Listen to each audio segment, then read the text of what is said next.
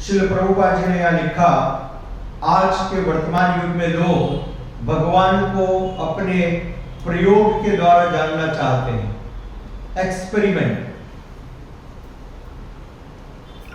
इस संसार में जो तथाकथित विज्ञान है वो विज्ञान एक्सपेरिमेंट के ऊपर डिपेंड करता है, राइट? परंतु भगवान आपके एक्सपेरिमेंट की वस्तु नहीं है। इस भौतिक संसार के एक्सपेरिमेंट के द्वारा आप आध्यात्मिक भगवान को नहीं जान सकते। ये भौतिक चीजों को आप भौतिक प्रयोग के द्वारा जान सकते हो। Material objects could be identified by material experiment, but by material experiments you cannot find out the spiritual Lord. भगवान भौतिक नहीं है ना, तो आप कैसे जानोगे? और इंद्रियां अपूर्ण है। श्री प्रभुपाद जी ने बार बार बतलाया, हमारी ये जो इंद्रियां हैं जिनके द्वारा हम ज्ञान प्राप्त करते हैं, ज्ञानेंद्रियां जिनको कहते हैं, आंख लिमिटेड है। अभी मैंने चश्मा लगा के रखा है, मेरी आंखें हैं, यदि चश्मा निकाल दो तो दिखाई नहीं पड़ रहा। आंख है, आपकी आंखें हैं, परंतु इस दीवार के उस तरफ आपको दिखाई नहीं पड़ता है क्या हो रहा है, ठीक है ना? तो आंख, नाक, थोड़ी सर्दी हो जाए तो आपको मालूम नहीं पड़ता क्या सूंघ रहे हो, सुगंध क्या है। तो सारी इंद्रियां अपूर्ण हैं। इन अपूर्ण इंद्रियों के द्वारा पूर्ण भगवान का ज्ञान प्राप्त कर पाना असंभव है। इसलिए शास्त्रों में बताया गया, श्रील प्रभुपाद जी कहते हैं, सीमित इंद्रियों के द्वारा असीम भगवान का ज्ञान प्राप्त नहीं किया जा सकता है। भगवान का ज्ञान कोई एक्सपेरिमेंट की वस्तु नहीं है। भगवान का ज्ञान भगवान के द्वारा प्रदान किया गया है, दिया गया है। भगवत गीता, श्रीमद् भागवतम, वेद, पुराण, ये सारे शास्त्र भगवान के द्वारा दिए गए हैं और भगवान का साक्षात ज्ञान हमको प्रदान करते हैं। अतः यदि हमको भगवान के बारे में जानना है तो शास्त्रों के द्वारा जानना पड़ेगा। श्रील प्रभुपाद जी ने एक दूसरा उदाहरण दिया, यदि किसी बालक को अपनी मां के बारे में जानना हो, पिता के बारे में जानना हो, तो मां को पूछना पड़ता है, राइट? किसी बच्चे को यदि अपनी मां के बारे में जानना हो, पिता के बारे में जानना हो, तो किसको पूछना पड़ेगा? मां को। ठीक उसी प्रकार से यदि भगवान के बारे में जानना है तो शास्त्रों के द्वारा जानना पड़ेगा। शास्त्रों के द्वारा, प्रयोग के द्वारा नहीं,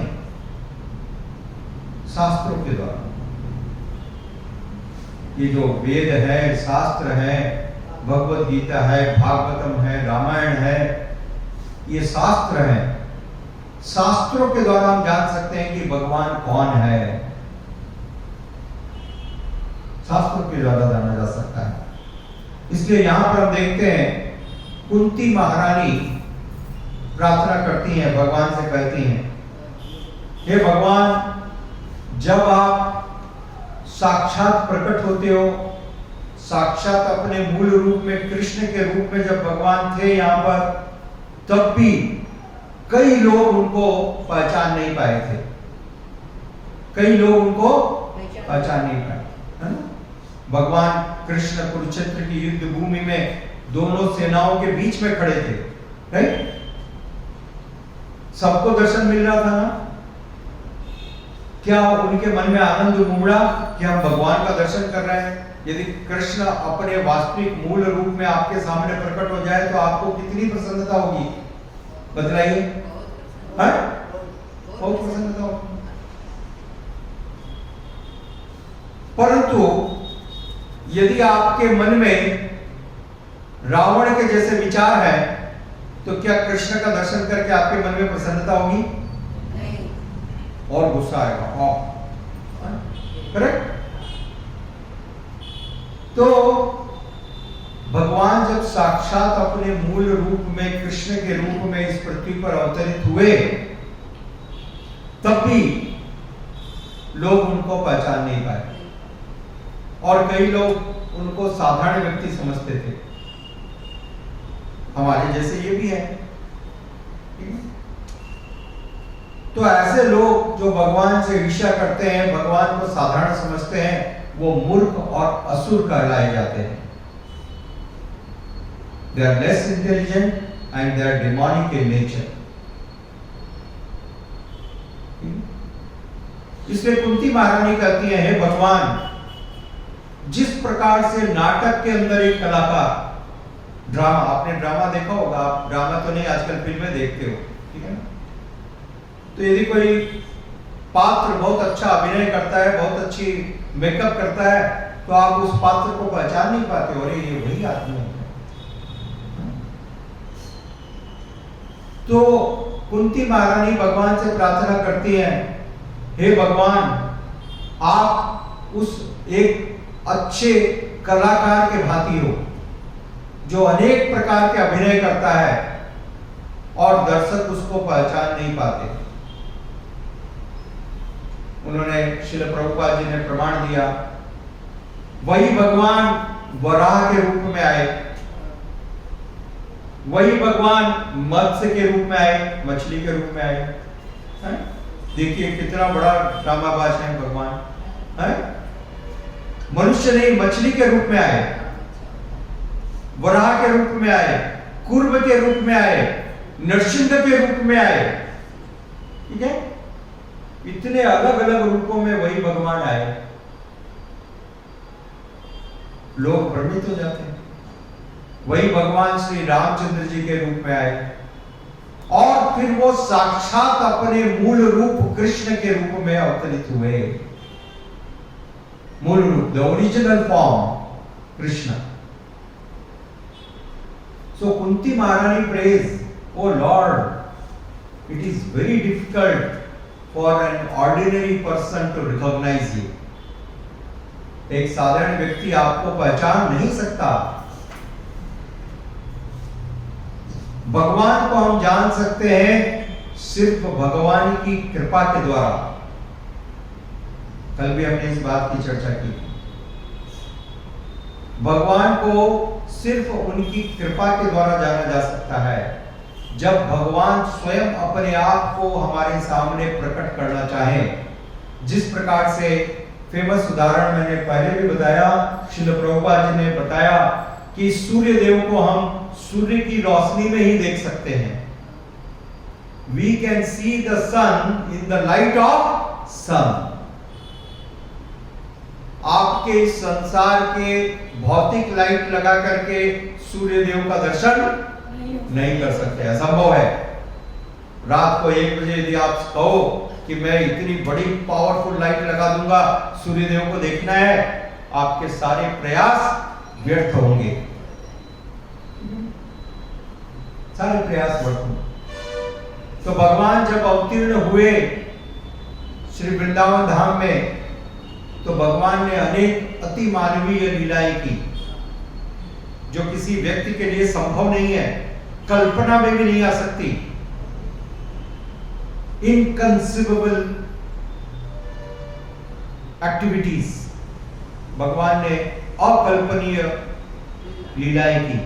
जिस प्रकार से भगवान ने नन्हे से बालक जब वो दूध पीते थे मां के गोद में, उस समय उन्होंने पूतना नामक इतनी बड़ी राक्षसी का वध किया, जो खेचड़ी जाति की एक राक्षसी थी, जो अपना स्वरूप बदल सकती थी,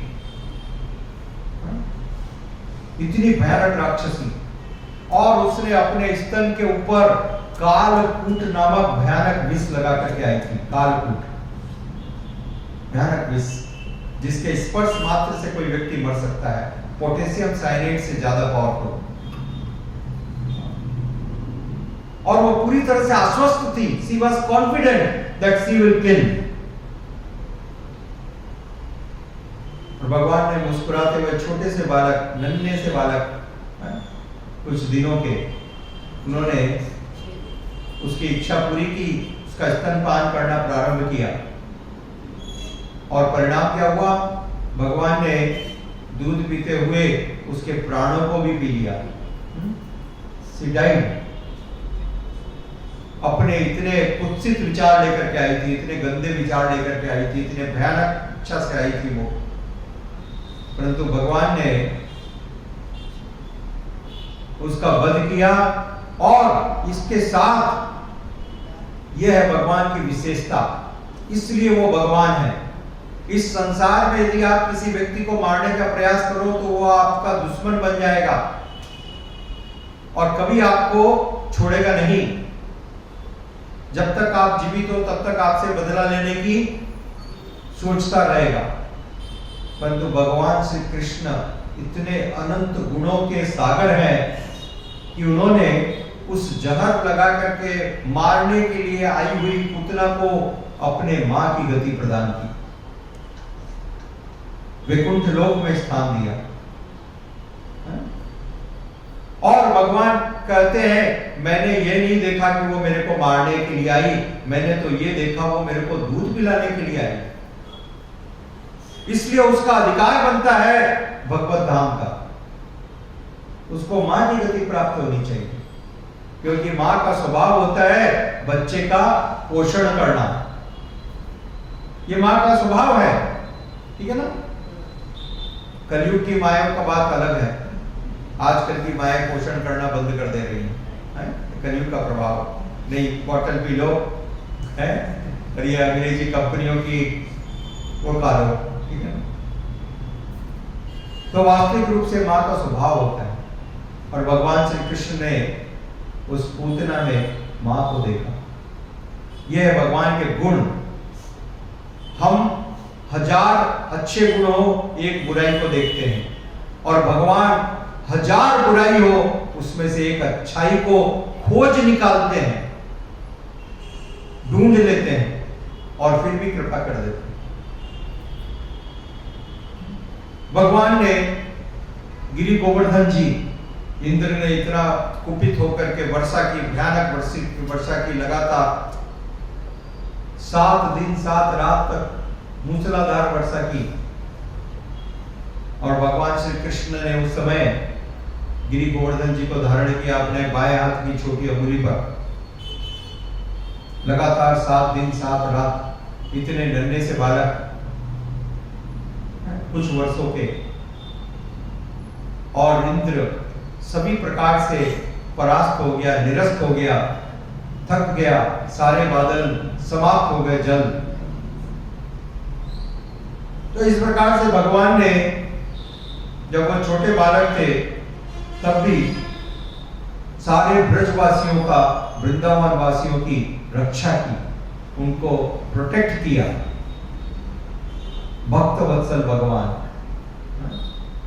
तो देखिए भगवान ने इतने अति मानवीय कार्य किए, beyond anyone's imagination and conception. All the activities are super human, no one can even imagine or conceive that it can happen, right? Krishna performed very easily. भगवान ने कुरुक्षेत्र की युद्ध भूमि पे अर्जुन को भगवत गीता का दिव्य ज्ञान दिया। आज भी पूरे विश्व में भगवत गीता एक अनुपम साहित्य माना जाता है, एक प्रमाणिक ग्रंथ के रूप में स्वीकार किया जाता है। मनुष्य को जीवन जीने के लिए सबसे प्रमाणिक मैनुअल के रूप में इसको स्वीकार किया गया है।